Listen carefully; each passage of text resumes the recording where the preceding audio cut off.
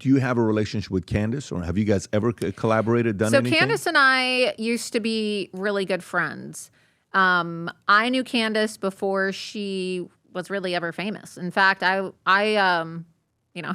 and I and her previous boyfriend, before she, got engaged to George, we used to go out and have dinner when I lived in Westchester, because she used to live in Westchester. And, we would hang out. We'd have like sleepovers, and she actually picked me up when I had my wisdom teeth taken out years ago. Like, we were really good friends. Like, she picked me up from my surgery and brought me home. So, I mean, when somebody picks you up for wisdom teeth, that's best buddies for life. So I'm surprised. Candace and I were really good friends. And, I was there at the same conference where I met O'Keefe, but years prior is where her career got started. What was that, Turning Point? No, it was the David Horowitz Freedom Center conference in Palm Beach. Old school, yeah. And he obviously since passed away. But that's where her career got started, which is kind of ironic. Her career literally got started at a Jewish conference. I mean, that is a very Zionist, pro-Israel, counter-jihad, anti-Islam conference. And they would invite a lot of speakers, and Charlie was one of their speakers. And I remember I was in the lobby, and Candace had shown up, and at that time, her handle on X was Red Pill Black. And she, had garnered the attention of Paul Joseph Watson and InfoWars for some videos as a Black conservative talking about, just Black liberals and why she's a conservative and Black. And Charlie met her at this Horowitz conference and offered her a job right on the spot. I mean, I literally am the person that broke the story about it, because I was there when I witnessed it. He offered her a position, and then they announced it. She started working for Turning Point, and then it was shortly after that Kanye West tweeted what he tweeted about her. I forget what it was exactly. It was like, I like the way, or I love the way that Candace Owens thinks.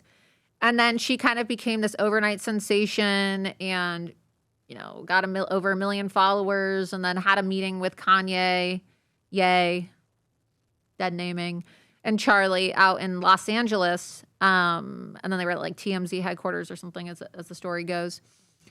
And yeah, then she exploded, and that was that. But at that time, right, she was asking me for advice. Oh, how do I grow my career? How do I do this? How do I do that? And I remember she sent me the tweet when Kanye posted it and asked me if I would share it.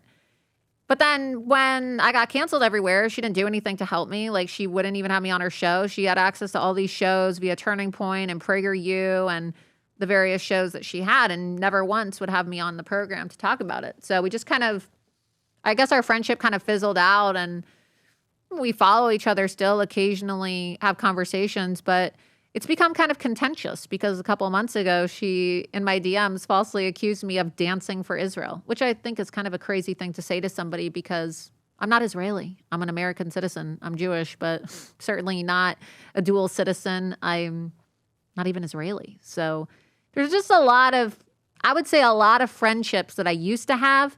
Going back to your previous question about how I view this dynamic, especially over these next few years, with these growing factions over the Israel issue, there's a lot of people who I used to be friends with that I don't really consider them friends anymore, and I don't really talk to them anymore, because this has really caused a lot of conflict. And it's not because I'm incapable of being friends with people who have opposing views, but there are people who have, in my opinion, said crazy things, insane things. I mean, just borderline pro-Islamic jihad, in some cases just outright pro-Islamic jihad, anti-American rhetoric, and I don't know, I just can't be friends with people like that. I just can't. Who are they don't like me because Who are you friends with? Who, if you were to say I have a good relation with XYZ, who would it be? Well, I'm friends with James O'Keefe. I'm friends with Roger. I'm friends with Trump. It is a friendship. People say, "Oh, what's your access to the president?" It's Trump. I don't have to really go through staff. President Trump is a friend. He calls me on my birthday. He wishes me happy birthday. Occasionally will contact me on holidays. I consider the president to be a friend. Are you friends with Bannon? Yeah, I'm friends with Bannon. I have been friends with Roger much longer and James O'Keefe much longer. I only started to really develop a relationship with Steve Bannon after my second congressional race, so 2022. But in terms of like my longest standing friendships, it's Roger and James O'Keefe.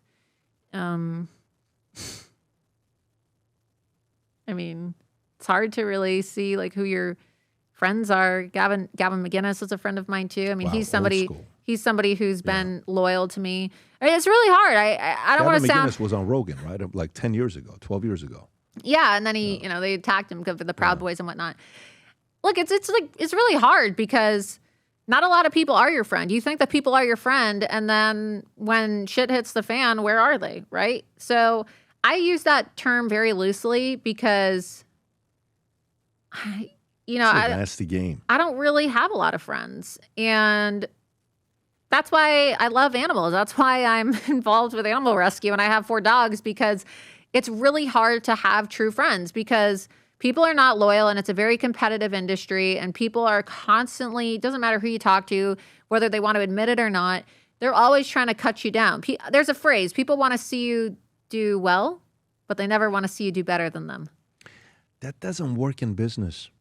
But that's how politics is. It's nasty. And that's a warning for anybody listening who wants to get involved in politics. Hey everybody, Laura Loomer here. I'm so excited to finally announce that I've joined Minect. So please be sure that you connect with me on Minect. I can't wait to chat with you, whether it be about politics, investigative journalism, or if you just want to talk to me about your furry friends and how you too can get involved in my passion of animal rescue. Whatever it is, I can't wait for you to connect with me on Minect. So be sure that you contact me today. If you enjoyed this video, you want to watch more videos like this, click here. And if you want to watch the entire podcast, click here.